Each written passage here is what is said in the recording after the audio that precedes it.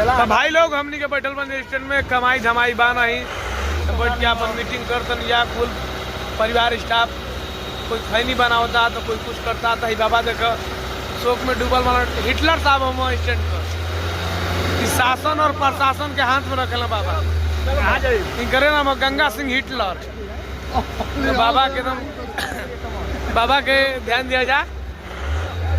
बाबा देखा कितना मस्त एकदम हिटलर साहब रख के मोच एकदम टाइट बना था। भाई लोग वीडियो के लाइक और शेयर कमेंट कर जा। हाई देखा तो हिटलर का ही नाती लगे ना। हाई देखा है मंत्री साहब के मंत्री जी देखा वो मंत्री है बस का कानून मंत्री है वो कानून करना गाड़ी बदलवावे ना। हाई राज मंत्री है वो आई तो हिटलर साहब बढ़ के हिटलर साहब लोग को मिला देनी अपन गाड़ी लोड होती है सामान गाड़ी में देखा जा। आप लोग को दिखाओ जाता नहीं तो बहुत स्थिति खराब है बस का सवारी होत नहीं का देखा जाला सारा बस लागल बारी सब